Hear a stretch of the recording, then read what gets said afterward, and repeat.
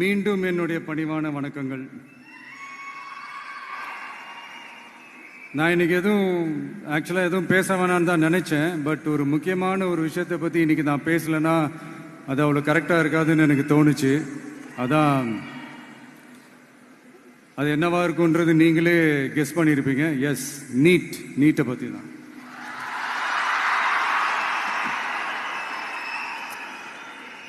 இந்த நீட்ன்றது பார்த்தீங்கன்னா நம்ம தமிழ்நாட்டில் இருக்கிற மாணவ மாணவிகள், குறிப்பாக கிராமப்புறத்தில் இருக்கிற ஏழை எளிய பிற்படுத்தப்பட்ட, மிகவும் பிற்படுத்தப்பட்ட மற்றும் தாழ்த்தப்பட்ட வகுப்பினை சேர்ந்த இந்த மாணவ மாணவிகள் எல்லாருமே ரொம்பவும் பாதிக்கப்படுறாங்கன்றது தான் ஒரு சத்தியமான ஒரு உண்மை.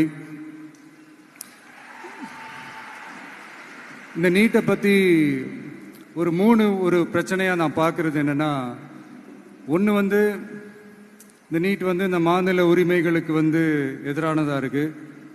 நீங்கள் 1975க்கு முன்னாலே பார்த்தீங்கன்னா இந்த கல்வி மாநில பட்டியலில் தான் இருந்துச்சு. உங்க எல்லாருக்குமே தெரிஞ்ச ஒரு விஷயந்தான். அதுக்கப்புறமா தான் அது ஒன்றிய அரசு வந்ததுக்கப்புறம் அது பொது பட்டியலில் அது சேர்த்தாங்க. எனக்கு தெரிஞ்சு அதுதான் ஒரு முதல் பிரச்சனையாக ஒன்று ஸ்டார்ட் ஆச்சு. ரெண்டாவது பார்த்தீங்கன்னா, ஒரே நாடு, ஒரே பாடத்திட்டங்கள், ஒரே தேர்வு. இது பேசிக்காகவே அந்த கல்வி கற்கும் அந்த நோக்கத்திற்கே ஒரு எதிரான ஒரு விஷயமா நான் அதை பார்க்குறேன்.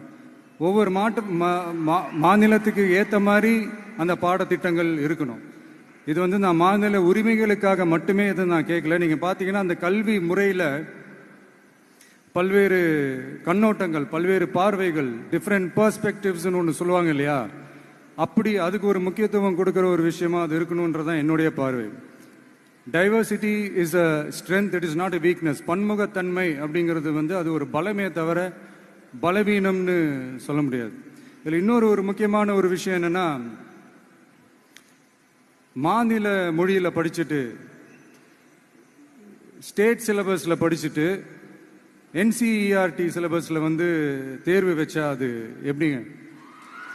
அதுவும் கிராமப்புறத்தில் இருக்கிற மாணவ மாணவிகள், அதுவும் அவங்களுடைய மருத்துவ படிப்புக்கு கொஞ்சம் யோசிச்சு பாருங்க, இது எவ்வளோ ஒரு கடினமான ஒரு விஷயம்னு. மூணாவது நான் பார்க்குற ஒரு பிரச்சனை என்னன்னா, இப்போ போன மே மாதம் 5ஆம் தேதி அந்த நீட் எக்ஸாம்லாம் நடந்துச்சு. அதில் சில குளறுபடிகள்லாம் நடந்ததா நம்ம நிறைய அந்த செய்திகள்லாம் பார்த்தோம், படித்தோம் இல்லையா. அதுக்கப்புறமே என்ன ஆயிடுச்சுன்னு பார்த்தீங்கன்னா, அந்த நீட் தேர்வுக்கு மேலே இருக்கிற அந்த நம்பகத்தன்மையை மக்கள் மத்தியில் சுத்தமாக போயிடுச்சு. இனிமேல் நாடு முழுக்க அந்த நீட் தேர்வே தேவையில்லை அப்படிங்கிறத இந்த செய்திகள் மூலமா நாம் எல்லாருமே புரிஞ்சுக்கிட்ட ஒரு விஷயம். சரி, இதுக்கு என்னதான் தீர்வு அப்படின்னா, நீட்டு விலக்கு தான் இதுக்கு உடனடி தீர்வு. நீட்டு ரத்து கோரி தமிழக சட்டமன்றம் கொண்டு வந்திருக்கிற அந்த தீர்மானத்தை நான் மனப்பூர்வமாக வரவேற்கிறேன்.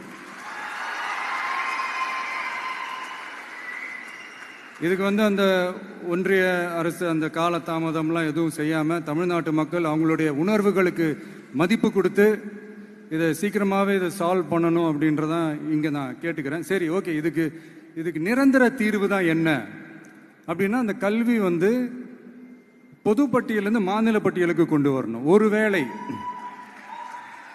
ஒருவேளை அதில் ஏதாவது சிக்கல்கள் இருக்கு அப்படின்னா ஒரு இடைக்கால தீர்வா இந்த இந்திய அரசியலமைப்பு சட்டத்தை திருத்தி ஒரு ஸ்பெஷல் கன்கரண்ட் லிஸ்ட், சிறப்பு பொது பட்டியல் அப்படின்னு ஒன்று உருவாக்கி அதில் கல்வி மற்றும் சுகாதாரத்தை அதில் சேர்க்கணும்.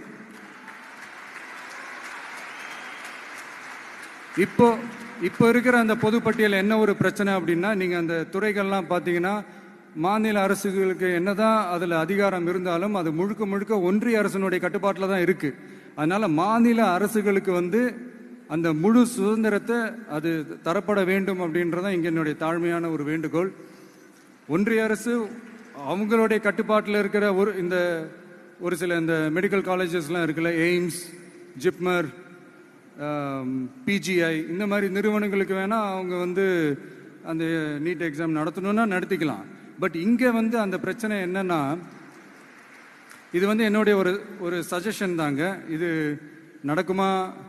உடனே நடக்காதுன்னு எனக்கு தெரியும். அப்படியே நடந்தாலும் அதை நடக்க விட மாட்டாங்கன்னு எனக்கு தெரியும்.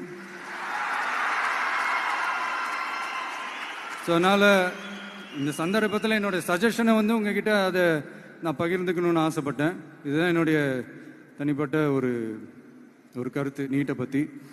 ஸோ மற்றபடி வேறு ஒன்றும் இல்லை. வந்திருக்கிற என்னுடைய friends, learning is fun, education is celebration.